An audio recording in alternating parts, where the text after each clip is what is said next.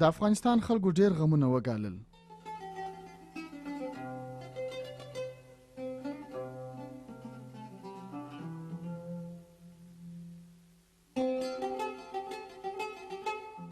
اوس نو 29 کاله کېږي چې په دې هېواد کې جنګ دی.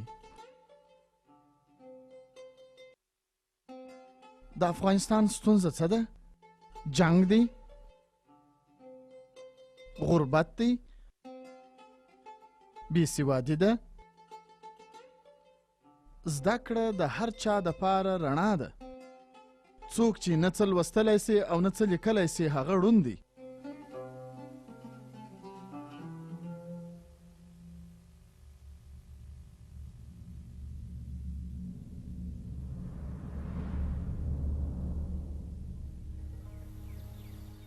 زما نوم محمد خان دی او زما کورنۍ نوم خروټی دی.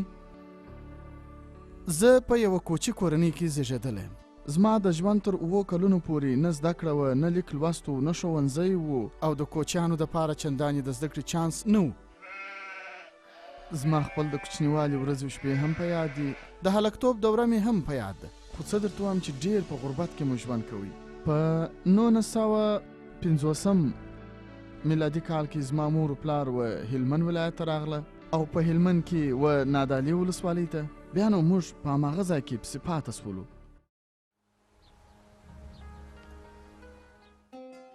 دا نو زموږ د کوچیانو دپاره یو ډېر سخت حالت و. دوی به هلته چوپاني کول، د حیواناتو چوپاني، د پسونو چوپاني، تر هغو چې دوی بزګران کېدل. دوی د بزګرۍ په اړه ځانونه وپوهول. دا ځکه چې د دربدرۍ څخه د راوتلو همدغه یوه لار وه. زما په یاد دي چې زما پلار به په مځکو کې کار کوي او هر وخت به ماته ویله چې کاشکې دلته یو ښوونځی وای. د سبق زده کول خو ډېر ښي، خو زه په دې نه پوهېدلم چې ښوونځي و څه ته وایي او په دې هم نه پوهېدلم چې لیک او لوست بیا و څه ته وایي. بیا مې پلار ناجوړه سو او پسې وفات سو. زما د پلار د مرګ یو کال وروسته زه به د 12 کلونو وم چې زموږ په کلي کې داسې خبرې شروع وې چې دلته به ښوونځی جوړ سي. نو زه هم هلته ورغلم. زما هغه ورځ په یاد ده. د کلي مسجد ته خلک راغلي وه، درېشي یې کړي وې او نومونه یې لیکل. هغو زما څه وپوښتل ښوونځي ته ځې؟ ما وویل ولې نه ځم؟ زه حتی په دې نه پوهېدلم چې ښوونځی څه شي دی. زموږ نومونه ولیکل سول. هغه زما دپاره ډېره جالبه ورځ وه چې ټوله کوچنیان په لین کې ولاړ وه او زه هم یو د هغو څخه وم. موږ ډېر خوشحاله وو چې زموږ په کلي کې ښوونځی جوړ سو او بیا په دا بله ورځ دستي موږ ته کتابونه راکول سوه، کتابچې راکول سوې. په هغه اوله ورځ چې ما ته کتابونه راکول سوه نو دا زما د ژوند تر ټولو خاصه ورځ وه. ما نسوی کولی چې کتاب ولولم او یو څه ولیکم، خو زما د کتاب ورقې خوښېدلې، پنسل قلم مې خوښېدی، زما په کتاب کې رنګونه خوښېدل. ما فکر کوي چې ما ته یو داسې څه په لاس راغلی دي چې تر اوسه پورې زما په کورنۍ کې چاته په لاس نه وه ورغلي. ما خپل کتابونه راواخیستل، په بغل کې مې ونیول او په ډېرو ټوپونو په ځغاسته د کور پر خوا باندې را روان وم او فکر مې کوي چې د دې وروسته به زه ښوونځي ته ځم. زه د 12 کالو ومه چې په لومړي ټولګي کې کښېنولم. لومړی ټولګی د 12 کالو وم.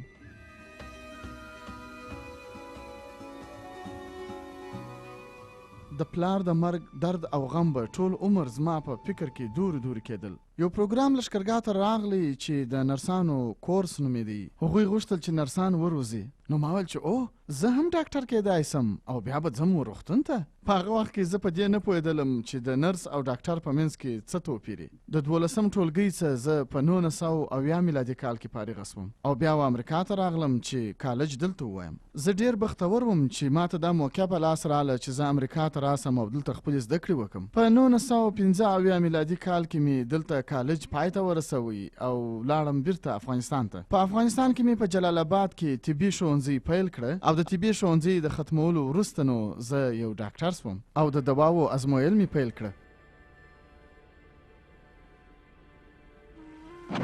بیا نو جنګ شروع شو. په 1976 1988 میلادي کال کې کمونیستي رژیم روسیانو پر افغانستان باندې کنټرول حاصل کړي او دوی افغانستان ته راغلل او دلته جنگ پیل کړي. بدبختانه چې دا جنگ د ټولو افغانانو هیلې د خاورو سره خاورې کړې. د زده کړو پروسه له منځه ولاړل، معلمان ووژل سول، تعلیم یافته خلک پر خپل ژوند باندې وبېرېدل او د هیواد څخه د تیښتې لار غوره وګڼل. په 1988 کال کې مې لښکرګاه پرېښول او پاکستان ته ولاړم. دا ځکه چې دلته حالات ډېر خراب وو او د هغه وروسته په کراچي کې د امریکا و کونسلګرۍ ته ورغلم. د مهاجرو سره مې کار وکړ او په 1989 میلادي کال کې و امریکا ته راغلم. د افغانستان خلکو ډېر غمونه وګالل. اوس نو 29 کاله کېږي چې په دې هیواد کې جنگ دی. هغه انسان چې 29 کاله تر مخه زیږېدلی دی، هغه انسان نن پر اوږه باندې توپک ګرځي. کله چې جګړه د ناورین یا بیړني حالت وروسته راځي، د زده کړې سیستم د بحران او ناورین په لومړي سر کې اغېزمن کېږي. ښوونکي اکثره تښتي. هلته کتابونه نه وي، نور مواد نه وي، هره دقیقه حالات سختېږي. موږ انتظار کوو، انتظار کوو، انتظار کوو. د ورځې په پای کې یوازې موږ ته بې زده کړې ماشومان راپاتې وي. دوی د ټولنیزې هستۍ په توګه نه پیژندل کېږي. دوی د دې وړتیا نه لري چې ځان ته لاره پیدا کړي. دوی د تاوتریخوالي د راتلونکي پړاو لپاره ډېر مناسب وي. ځینې هغه بې تعلیمه ځوانان چې د خپلو اړتیاو لپاره هیڅ نه لري او غریب وي، دوی ته پیسې او موقع ورکول کېږي چې خپل اسلامي وظیفه یعنی د تش په نامه د کفارو سره د جنګېدلو له لارې ترسره کړي. زما هدف دا دی چې زه نه پوهېږم چې ولې دوی زیاتره داسې وي چې د هغې خوا ملګري کېږي.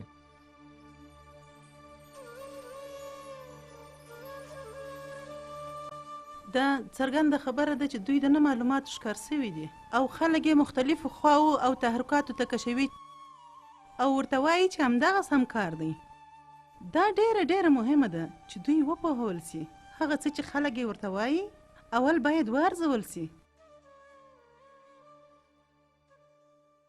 په 1998 میلادي کال کې د طالبانو په وخت کې زه بیرته افغانستان ته ولاړم. د خپل کور او کورنۍ و لیدلو ته ولاړم. کله چې زه هلته ولاړم نو ما ولیدل چې هلته نه د نجونو او نه هم د هلکانو دپاره ښوونځی شته. د زده کړو بهیر ولاړ دی. نو ما فکر وکړ چې څنګه زه کولی سم چې د دوی مرسته وکړم. ما فکر وکړ تر ټولو مهم یا غټ سوغات چې زه د خلکو او د ټولنې ته ورکولی سم هغه د دوی دپاره د یو ښوونځي جوړول وه چې په هغه ښوونځي کې به دوی زده کړې ترلاسه کړي. دوی به د زده کړو خاوندان سي او لیک لوست به کولی سي. دغه د دوی دپاره یو ډېر ښه کار و.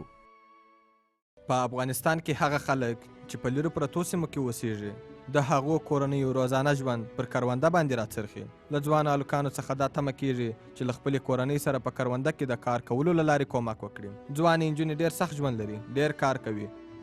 دوی اکثره له کورو څخه څارنه کوي، کور پاک ساتي او دا دوی ته ډېر مشکل دی. یعنی دوی د کالو منځلو ماشین نه لري، دوی له لوښو منځلو لپاره څه نه لري او دوی هغه وخت چې اړتیا لري تیارې اوبه نه لري او دا ټول سختۍ دوی د یو قانون په توګه منلي دي او دا ټولو سختیو د دوی ژوند خورا ستونزمن کړی دی. خو که دې مکتب ته ولاړ سي، هلته به خپله انرژي او وخت د ځان په بهتره کولو ولګوي او نور شیان به زده کړي. نوي حالاتو ته د رسېدو لارې به زده کړي. دوی به نور عادتي او روایتي کارونه نه کوي او تاسې پوهیږئ چې دوی به یوازې هغه ډوډۍ نه پخوي چې د تېر 10 کاله یې پخ کړې ده. دوی به د خپل خلاقیت څخه کار اخلي او همدا خلاقیت به چیلنج کوي تر څو له چارچوب څخه د باندې فکر وکړي او د مشکلاتو لپاره په مارکیټ کې نورې حل لارې پیدا کړي. دا چې یو شی څنګه جوړ کړي، د کتابونو لوستل د دوی مرسته کولی سي.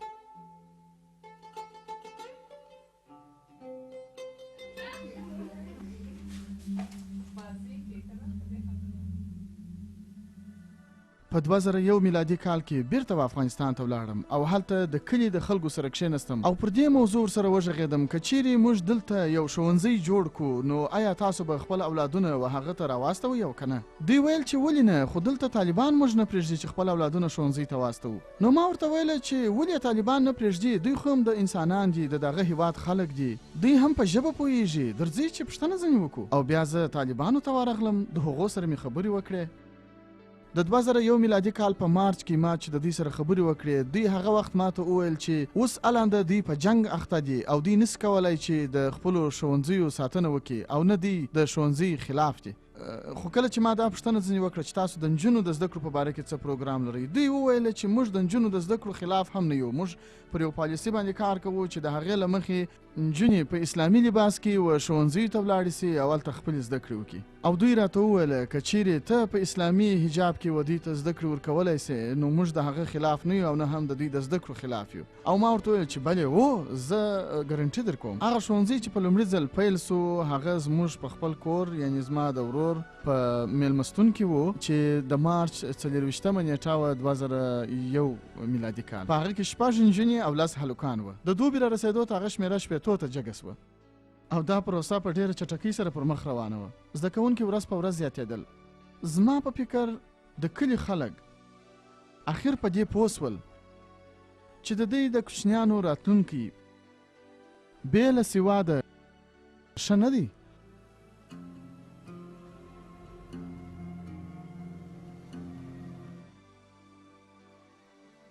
ما یوه کیسه ولوستله چې محمد خان دا هیله لري چې وطن او کلي ته ولاړ سي. زه په همدغه وخت کې د سرطان د ناروغۍ تر درملنې لاندې وم او ما ته دا ډېره اسانه وه چې زه کیزر ته ولاړ سم چیرې چې محمد خان اوسېدی او هلته کیمیاوي درمل ترلاسه کړم او بیا هر ځای ته ولاړه سم. زه هلته ولاړم، په ده پسې مې وکتل او پوښتنه مې پسې وکړه.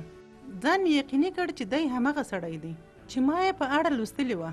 د مکتب پوښتنه مې ځینې وکړه. دی خوشحاله سو. ما ورته وویل چې زه غواړم ستاسو کومک وکړم. دی ویل نه، زه دلته ستاسو کومک کوم. ما ټینګار وکړ چې رښتیا غواړم چې کومک وکړم.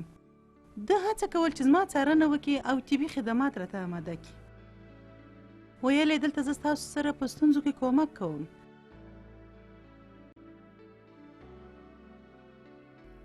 زه د شین کلي د مکتب سره هغه وخت وتړه سوم چې زه په کیزر طبي خدماتو کې د محمد خان ناروغ وم. کله چې ما خپل معاینات کول هغه په معایناتو کې ډېر مهارت درلود. ما غوښتنه ځینې وکړه چې ته زما میلمه سه. هغه وویل چې نشي کولی ځکه چې غواړي خپله بله وظیفه شروع کړي. زه حیران سوم چې دی 2 وظیفې لري. ما وپوښتل چې دی ولې دومره سخت کار کوي. هغه ویل چې زه باید زما د مکتب مصارف ورکم. ما ورته وویل ته کوم مکتب ته ځې؟ ده وویل نه زما مکتب. ده راته ویل چې ما په خپل کلي کې شین کلي کې د یو مکتب بنسټ ایښی دی په هلمند افغانستان کې. دا مکتب یې په هلمند کې د خپل ورور په کور کې د 2 خونو په کرایه کولو سره جوړ کړی دی چې 15 هلکانو او نجونو ته زده کړه ورکوي. دی پیسو ته اړتیا لري تر څو د مکتب استادانو ته معاش ورکړي.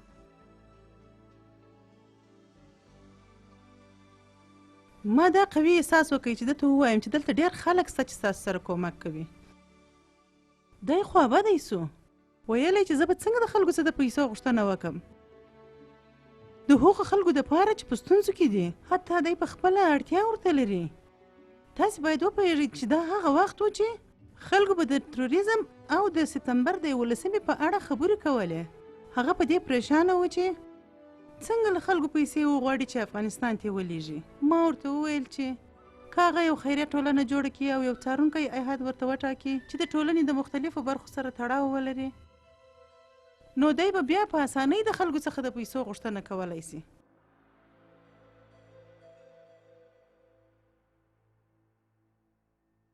ما وړاندیز ورته وکړ چې لومړی دلته شاوخوا د خپلو همکارانو ډاکټرانو څخه د پیسو غوښتنه وکړه. ده راته وویله چې هغوی یې نسي کولی ځکه چې هغوی پیسې نسي بیلولی. ما ورته وویله چې اوهو ته یو خیریه ټولنه نه لرې؟ خپل کارت مې ورکړ چې که تاسې وکولی سئ له ما سره ووینئ او یو خیریه ټولنه رامنځته کړئ چې زه یې کولی سم. نو 6 میاشتې وروسته محمد خان ما ته ټلیفون راوکړ.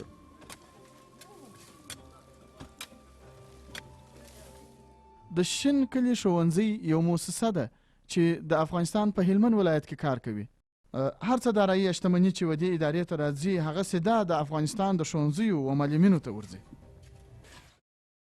دغه مکتب اصلا د خروټو د کورنۍ پر مځکه جوړ سو چې د محمد خان او د هغه د ورور حبیب وه. ما د خپل ورور څخه وپوښتل چې آیا ته و ښوونځي ته خپله مځکه ورکوې؟ هغه وویل چې و که ته غواړې نو ولې نه ورکوم. موږ خپله پلرنۍ مځکه د ښوونځي دپاره ورکړله او دستي پر هغه مځکه باندې د ښوونځي د تعمیر دپاره کار پیل سو.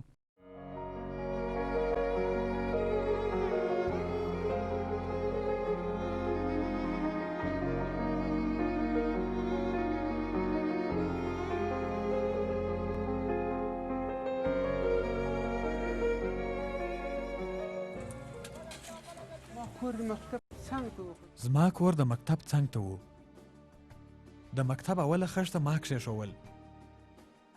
ما مکتب ته رنګ ورکړ. ما د مکتب 13 کوټې ور بشپړې کړې. نور ما مکتب 10 اتاق تقریبا ما رسول.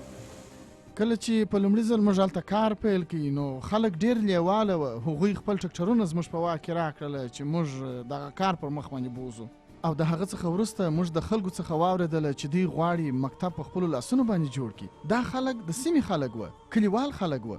هغه پیسې چې موږ په دې کار خرڅولې هغه بیرته د کلي د خلکو جیبونو ته ولوېدلې او د کوچنیانو پلرونو د مکتب په جوړولو کې ونډه واخیستله او په دا سهار یې کار پسې پیل کړي. هر سهار به پلرونو خپل اولادونه تر لاس نیولي وه او ښوونځي ته به یې راوستل. دې کار د پلرونو سره مرسته وکړه، د دوی د اقتصاد سره یې مرسته وکړه او د دوی د کوچنیانو سره یې مرسته وکړه. د ښوونځي شروع مو د 4 غټو خونو په جوړولو وکړه. موږ د ښوونځي نقشه پر یو ساده کاغذ باندې جوړه کړه. 4 خونې مو اول جوړې کړې او د هغه څخه وروسته مو 4 نورې خونې کټ مټ په همهغه شان جوړې کړلې لکه مخکې چې موږ جوړې کړې وې. په هغه وخت کې چې موږ پر دغه 4 خونو باندې کار پیل کړي هم په هغه وخت کې موږ شاوخوا پر ښوونځي باندې یو محافظوي دیوال هم راوګرځوئ. امنیت په دې معامله کې تر ټولو مهم و. ماشومان به نه یوازې په یو خوندي ځای کې وي بلکې نجونې به همداراز د نارینه‌وو د سترګو پناه وي.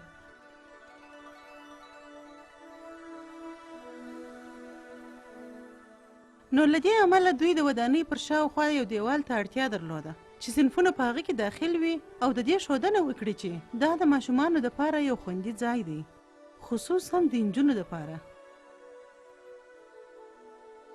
ما به په دې خبره د لا ښه پوهېدو هڅه کوله چې خلک خپلې لوڼې د څه دپاره مکتب ته استوي.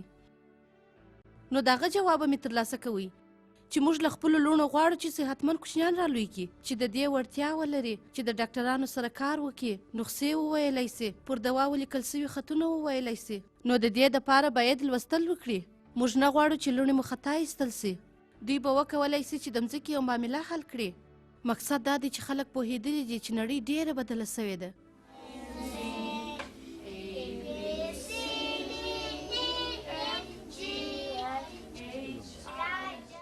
ښځې په افغانستان کې د نفوس نیمایي برخه جوړوي.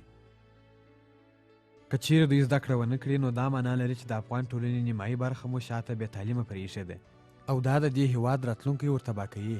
که چیرې ښځې زده کړه ترلاسه کړي د بیلګې په ډول ډاکټرانې، معلمانې او ټولنیزې کارکوونکې سي یا اقتصاد پوهانې، د کورني ژوند پوهانې یا سیاست پوهانې سي، دا به د دې هېواد لپاره ډېر ګټور وي.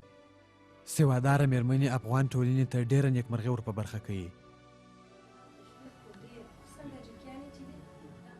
موږ به تر هغو پورې د هر اړخه یو فعال او نیکمرغه ټولنه ونه لرو تر څو مو د ټولنې نیمه برخه بې سواده وي او د ټولنې نیمه برخه مو ونسي کولی چې یو د بل سره مرسته وکړي.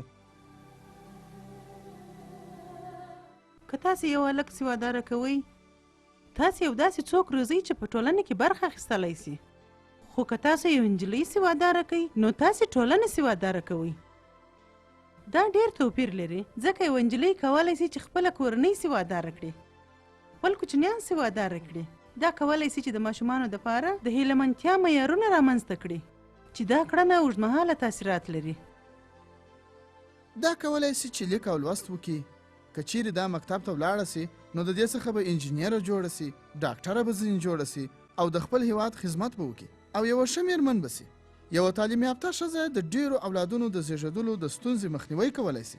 که دا تعلیم یافته یي نو 10 یا 12 کوچنیان نه بلکې 2 یا 3 کوچنیان به پیدا کوي، هغه هم ښه تعلیم یافته، صحتمند او په هر څه پوه.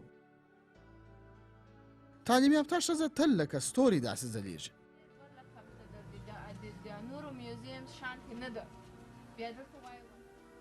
او دا یو اړین کار دی. تعلیم یو اړین کار دی او د افغانستان خلک دا غواړي. تر ټولو ښه مثال یې دغه مکتب دی چې جوړ سو او اوس تر 400 زیاتې نجونې زده کړه پکې ترلاسه کوي.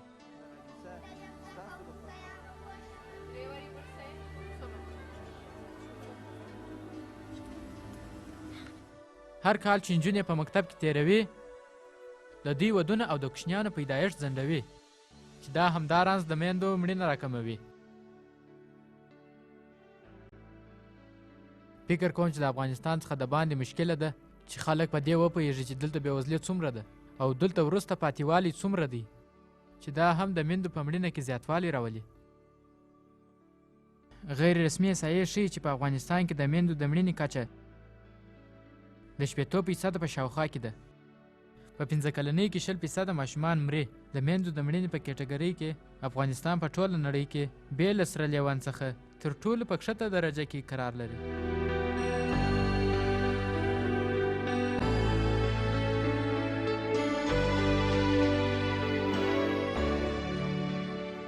په یوه رسنۍ کې ما افغانستان ته د خپل سفر په اړه داسې ولیکل.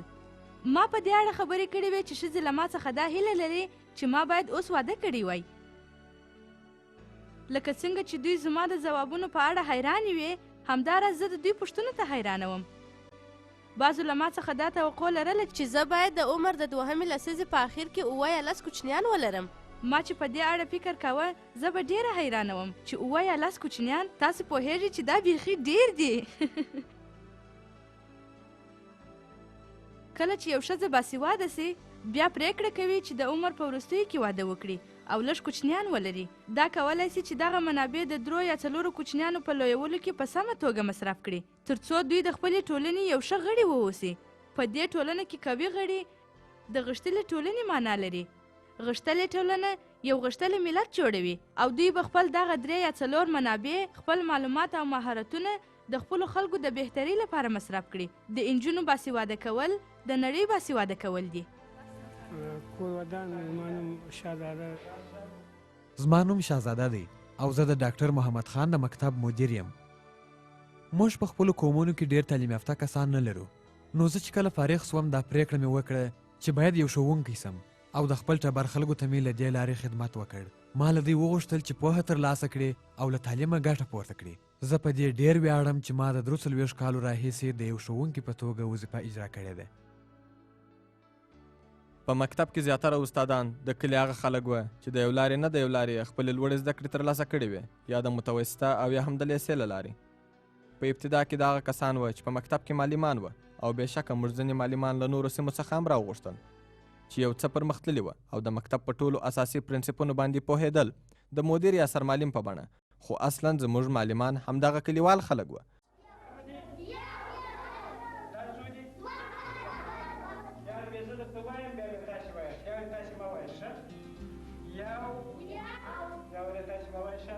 د شین کلي د مکتب شاګردان له نورو سیمو او نورو کلیو څخه هم راتلل، خو اصلا ډېر د همدې کلي اوسېدونکي وه. واقعا د شاوخوا کلیو شاګردان هم له موږ سره وه. د دوی عمر له 4-5 کلونو څخه بیا تر 20 یا زیاتو کلونو پورې رسېدی، چې یوه مهمه لاسته راوړنه وه ځکه چې دوی 10 کلنه جګړه تېره کړې وه. پوهېږئ ډېر ماشومان وه چې هېڅکله یې د زده کړې موقع نه وه ترلاسه کړې. داسې شاګردان مو هم درلودل چې د عمر د اولې لسیزې په پای او د 2مې لسیزې په سر کې یې دغه لومړی ځل و چې مکتب یې شروع کړ، خو له نیکه مرغه دوی دا موقع ترلاسه کړه او استفاده یې ځینې وکړه. کله چې د شنه کلي موسسې هلته یو مکتب جوړ کړئ او د پراختیا په حال کې و، نو موږ نور ماشومان شاملول. نه نجونې او نه هم هلکان د یو اوږده وخت دپاره مکتب ته تللي وه. هغه څوک چې مکتب ته تللي وه هغه اوس په جلا جلا کلي کې اوسېدل. هغه هم یوازې هلکان وه. هغو چې تعلیم به پکاوه نیمګړی به و. د ملایانو تعلیم او مکتب د رواده پورې فرق کوي. دا به د دوی د مختلفو نمایندګانو د خوا ویل کېدل. دا ډېره ننګونکې وه چې کله یو څه زده کړي نو دا به زموږ ډېر باظرفیته او وتلي ماشومان سي. ډېر متاثره کوونکې وه کله چې هر څه ډېر ژر پای ته ورسېده.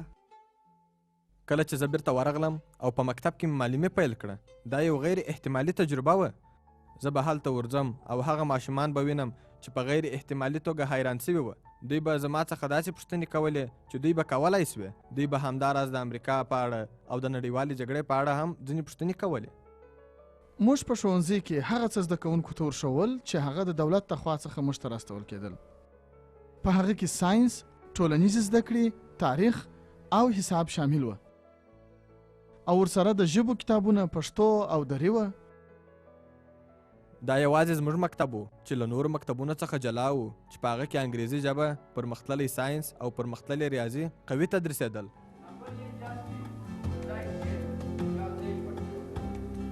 This is a pink rose. This is a pink? Yeah, this is a pink یوه هغه ساحه چې موږ غوښتل چې زده کړه پکښې وکړو هغه انګریزي وه. دا د خوشحالۍ خبره وه ځکه چې دا په ښکاره توګه د شاګردانو وړتیا ته پرمختګ ورکړي. دا په دې چې د هغو موادو څخه به استفاده وکولی سي چې په انګریزي کې سته، او دا به له دوی سره ښایي د نورې نړۍ په پیژندنه کې د دوی ژبې ته د لاسرسۍ له لارې مرسته وکړي. موږ دا هم یقیني کول غوښتل چې دوی له خپلې ژبې سره هم تړلي وي او دا احساس وکړي چې دوی په خپل کلي کې دي چیرې چې تر 90% زیات کسان بې سواده دي. د بالغانو لپاره د سواد کچه چې دا کچه د نارینه‌وو لپاره تر 50 ورسېدله او د ښځو لپاره تر 10 پورې، خو په وروسته پاته افغانستان کې تر دې خورا کښته ده. هغه کچه چې زه تاسو ته درکولی سم داسې یوه کچه ده چې تر اوسه پورې نه ده چاپ سوې. هغه کچه په هغه وخت کې چې موږ په شنه کلي کې په کار پیل وکړ، هغه کلي چې 11,000 نفوس یې درلود تقریبا ښځې یې 5-6,000 وې. په دې کلي کې 2 مخکښانې ښځې وې چې زموږ سره معلمانې سوې.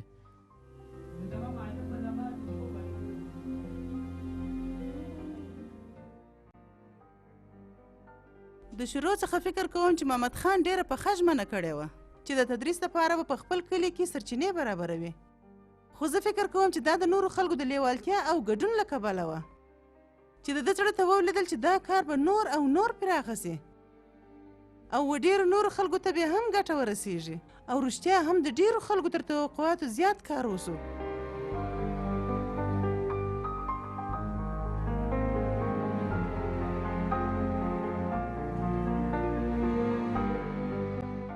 د شین کلي ښوونځي پر کلیوالو باندې مختلفې اغیزې درلودلې. کله چې به دوی په خپل منځ کې یو جرګه درلوده نو د مکتب په سالون کې به سره راغونډېدل. کله چې ټولټاکنې کېدلې نو 4,000 ښځې و هغه ښوونځي ته راغلې او هلته یې خپله رایه وکارول. همدغه زموږ د ښوونځي نجونې وې چې د رایې ورکوونکو نومونه یې لیکل، او دا یو ډېر حیرانونکی وخت و ځکه چې کلیوالو په ټول تاریخ کې داسې ورځ نه ولیدلې چې د کلي نجونې دي د هغو ښځو نومونه لیکي. او یو بل ښه کار چې هلته به کېدی ځینې وختونه ختمونه به وه یا به ډېرې غټې ډوډیانې وې چې خلکو به کولې، مېلمستیاوې به وې، او بیا به نو ځینې وختونه مجالس هم درلودله، یعنې که به سیاسي مجلسونه وه، ټولنیز مجلسونه به وه، او که به د زده کړو مجلسونه وه، دوی به دلته سره راټولېدل او خپل مجلسونه به یې کول. موږ څو خورا سره نږدې اسرایونه درلوده چې د شاګردانو لپاره یې په 2 وخته کې کار ورکاوه او کافي د تدریس خونې درلودې. موږ د استادانو کوټه درلوده، د مدیر کوټه، د کمپیوټر خونه او کتابتون. موږ خپل برق درلودی، خپلې اوبه مو درلودې. موږ په خپلو څاګانو کې دونه کافي اوبه درلودې که ټول کلي غوښتلي وای نو بسېدلې، او دا هر څه د رضاکارانو په هڅو او د هغو خلکو په واسطه ترسره کېدل چې موږ په کار ګمارلي وه. دا یو ډېر ښایسته ځای و. ستاسو مکتب یعنی د شنه کلي مکتب په حقیقت کې یو ډېره غټه او مثالي لاسته راوړنه ده او د دې هېواد د زده کړې سره یو ډېره غټه مرسته ده. په اصل کې د ناامیدانو لپاره یو ډېر غټ امید دی. اوس په هغه کلي کې 1,200 کوچنیان هم څه لوستلی سي او هم یې لیکلی سي، په داسې حال کې چې تر مخه داسې نه وه. ما په ډېره کوچنۍ وړتیا سره دا ښوونځی پیل کړه. ما فکر نه کاوه چې دا به دومره غټه سي، خو د کوچنیانو تعداد ډېر پورته سو. ما فکر کاوه چې زه به یوازې د 5 شپږو 9 یا 12 کوچنیانو ملاتړ وکولی سم چې هغه راسي ښوونځي ته او خپلې زده کړې ترسره کړي، خو په لږ وخت کې هغه تعداد 1,200 کسانو ته ورسېدی چې ما هېڅ فکر نه کاوه، او دا کار زما دپاره ډېر حیرانونکی و.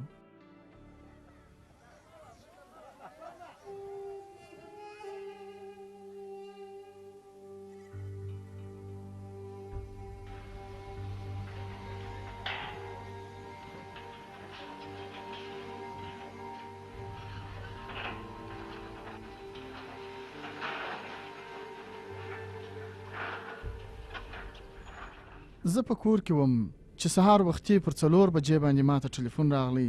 پر چپرکټ پروت وم خو یو دم یې الا کړه د ټلیفون خواته. د افغانستان څخه راغلی او زموږ د مسؤلو کسانو. دوی ویل چې هغه ښوونځی یو څو کسان د توپکونو سره راغلل او د ښوونځي په نړولو یې پیل وکړ او خپل ټکټران یې د ښوونځي د چوکیو، میزونو او تورو تختو څخه ډک کړل. په دا سبا بلډوزر پسې ورته راوستی او د دیوالونو په نړولو یې شروع وکړه او بیا یې د بامونو ګاډران هم پسې راویستل او هغه یې یوړل او په دا بله ورځ بیا پسې راغلل د خښتو په چلولو یې شروع وکړل.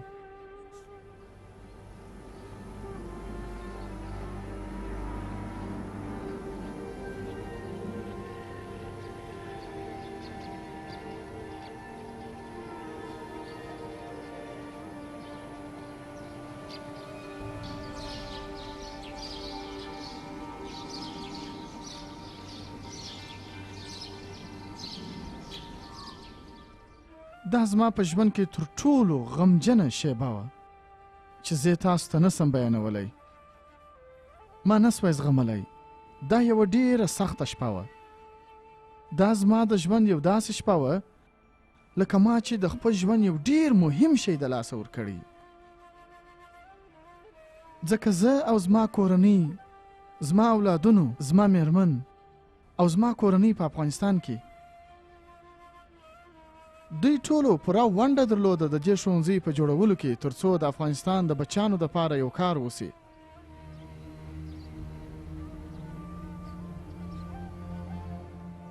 کله چې د کلي مکتب وران کړل سو نو کلیوال یې خورا خفه کړل. داسې فکر مې کاوه لکه یو توپان چې راغلی وي. دومره ژر هر څه ویجاړ سول او له منځه ولاړل. نسم ویلی چې دا هر څه څنګه پیښ سول. د شین کلي د ښوونځي نړولو کلیوال ډیر خفه کړل. د کلي هر څوک چې به پر لاره تیریدل هغوی به په خپل زړه کې درد احساسوي.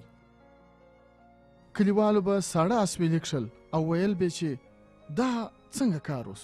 دا یو داسې کړنه وه چې نه یوازې دا چې ښوونځي ونړېدل بلکې د ټول کلي د خلکو زړونه هم ورسره زخمي سول. دا پیښه د ټولو کلیوالو لپاره خواشینونکې وه چې د دوی په خپلو لاسو او خولو جوړ سوی ځای دې د دوی د سترګو په وړاندې ونړول سي. دا په رښتیا هم یوه خواشینونکې پیښه وه. زه خو به مړ سم که په خپل کلي کې داسې څه ووینم. زه ډېر غمجن وم چې مکتب یې نړوئ. ما ورته کتل او دوی د مکتب دروازې او کلکینان ماتول. دغه زما د ژوند تر ټولو غمجنه ورځ ده. هغه ډېره بده ورځ وه چې وسلوالو بلدوزران راوستل تر څو د مکتب وداني ونړوي او موږ نسوی کولی چې دوی راوګرځوو ځکه چې د دوی سره وسلې وې. پر ما ډېره سخته تمامه سوه چې دوی د دیوالونو په نړولو شروع وکړه. زما پر سترګو توره شپه سوه.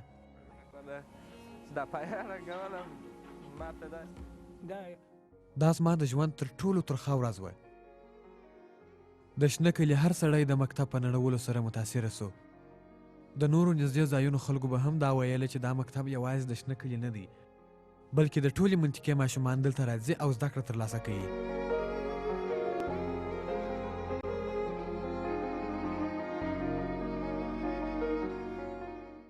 د مکتب نړېدو کلي او شاوخوا سیمې برباد کړې او د شنه کلي پروژه یې هم برباد کړه. موږ سخت ګزار وخوړی. هغه ټول امیدونه او خوارۍ چې کښلې مو وې له خاورو سره برابرې سوې. د ولسوالۍ او هلمند ټوله خلک چې غوښتل یې تعلیم ترلاسه کړي د غم په ټغر کښېنستل. شاګردانو ژړل او پوښتل یې چې ولې د دوی مکتب ور ونړوئ. مکتب خو هیچ چا ته تاوان نه دی رسولی. بالعکس ډېرو خلکو ته یې ګټې رسېدلي دي. زه حیران وم خو ګزار مې نه و خوړلی. موږ ټوله په دې پوهېدلو چې موږ د نړۍ او افغانستان په یوه داسې برخه کې کار کوو چې هلته امکان سته. زما په محمد خان ډېره خوا بده وه. هغه ډېر سخت ټکان وخوړ ځکه دا هغه ته د ټول ژوند معنا درلوده.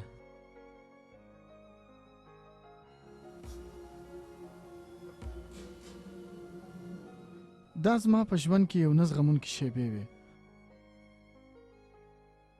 ځکه چې زما یوازنۍ شتمني بې له زما کورنۍ، زما یوازنۍ شتمني بې له زما میرمنې او زما اولادونو همدغه د افغانستان د بچیانو دپاره ښوونځی و.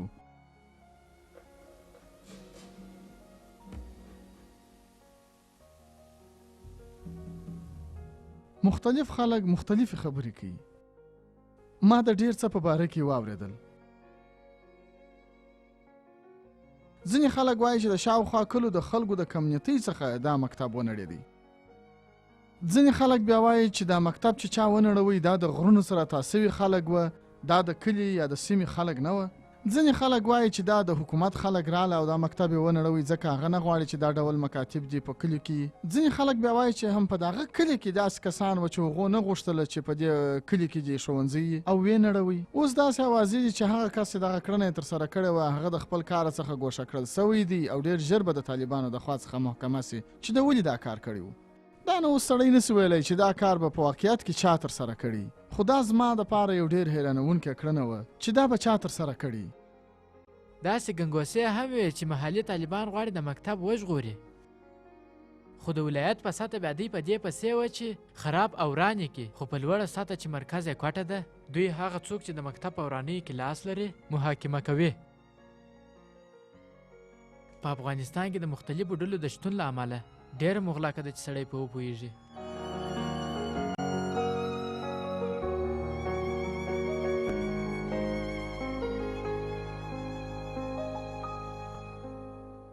هلته د ښځو د تعلیم په وړاندې ډېر مخالفت روان و. دوی دا ویره درلوده چې د غرب څخه یو څوک په دې کې لاس لري. هلته په دې هکله مختلف نظرونه موجود وه چې دا څه روان دي.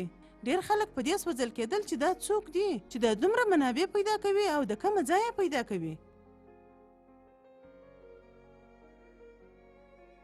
1200 نجونې او هلکان اوس د زده کړو څخه بې برخې دي.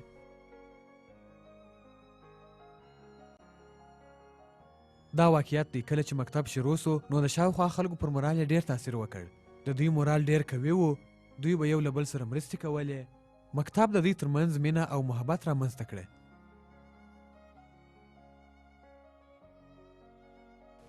زده کړه و خلکو ته سمه لار وښیي. سمه لار د امنیت او مقاومت د پیاوړي کولو ضمانت کوي او دا هر څه یوازې د تعلیم له لارې ممکن دي. که دوی مسؤلیت نه لري، دوی سواد نه لري، نو دا به د دوی دپاره سخت دی چې دوی دا وپېژني چې څه بد دي او څه ښه دي. څه چې دوی ته د کلي د باندې ویل کېږي دوی هم هغه کوي وای درځي. کیدای سي دوی د ټوپک د زوره څه کار واخلي، د چرسو کاروبار کوي، د هیروینو کاروبار کوي. د نوي نسل لپاره تعلیم ډېر اهمیت لري. که ماشومان د ژوند په اولو کې زده کړه وکړي نو د ژوند په وروستیو کې به پر سمه لار روان سي. هغه کسان چې د چرسو څکولو ته لاسرسی لري نسي کولی چې د خپلو مشرانو عزت او خدمت وکړي. یوه لار د بایلونکو لپاره ده او بله لار د ګټونکو لپاره ده. پوهه او علم رڼا ده. هغه تاسو ته ستاسو لاره درشي. هغه ستاسو په شخصیت کې بدلون راوستلی سي. ستاسو په ژوند کې نوي تغیرات راځي.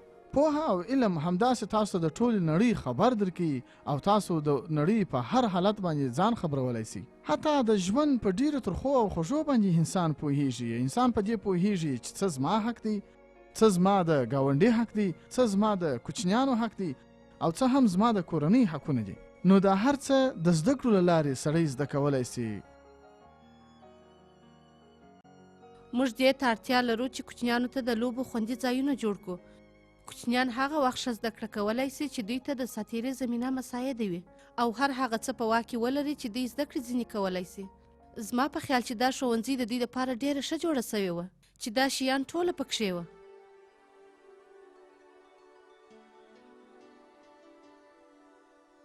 کوچنیان دا هر څه غواړي، په رښتیا یې هم غواړي.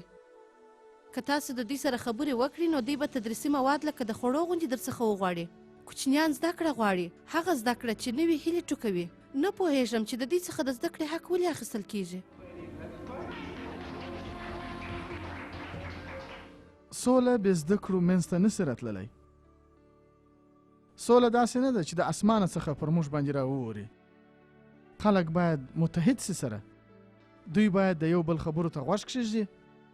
دوی باید پر عمومي میدان سره راټول سي او دوی ته پکار ده چې یو ځای سره راټول سي او د خپلو ځانونو دپاره او د خپل کلي دپاره سوله رامنځته کړي.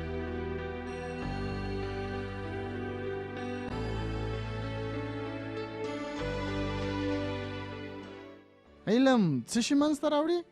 سوله، نیکمرغي و ټولنې ته، و هیواد ته او و نړۍ ته. سمه ده؟ او همدا ډول علم د خلکو ترمنځ اوږده اوږده پلونه جوړوي. د څه شي؟ د ورورګلوۍ، د خوشحالۍ، د مینې، محبت او یووالي. همدغه زده کړې دي چې دغه هر څه ومنځته راوړي.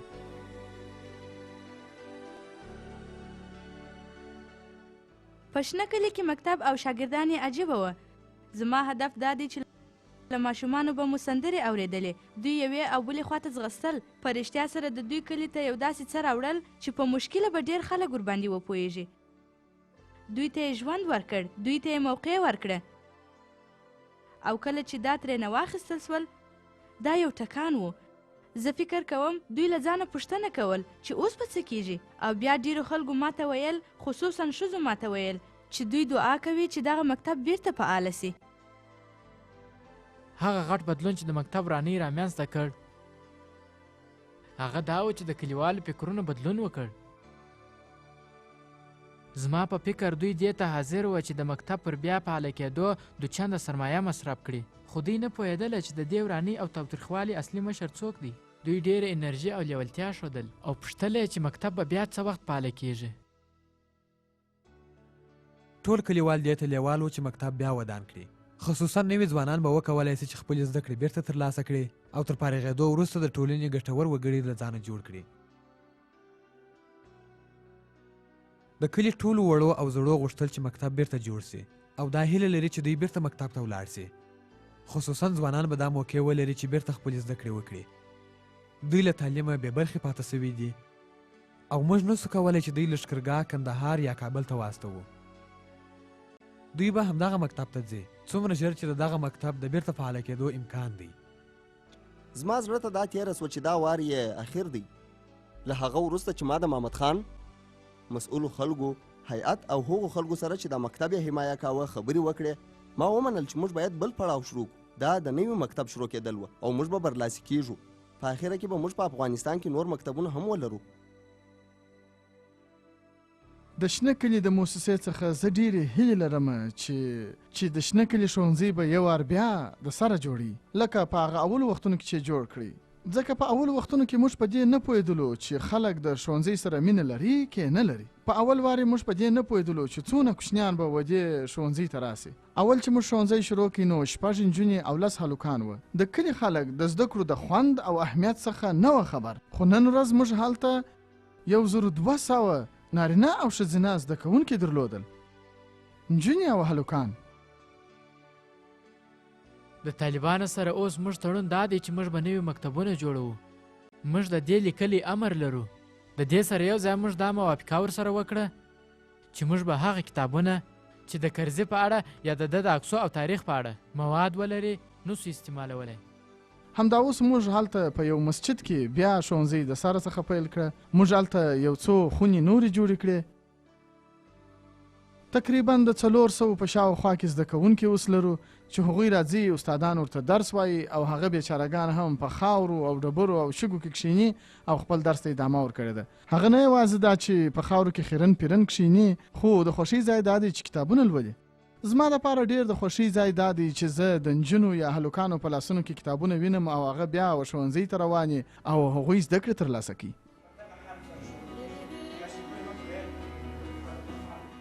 اوس مهال د ښځو شمېر د 400 اوښتی دی.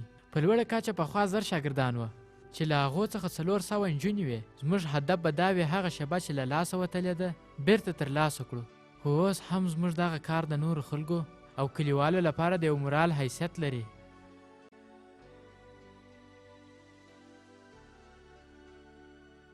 د ماشومانو لپاره ډېر څه پاتې دي چې باید وسي.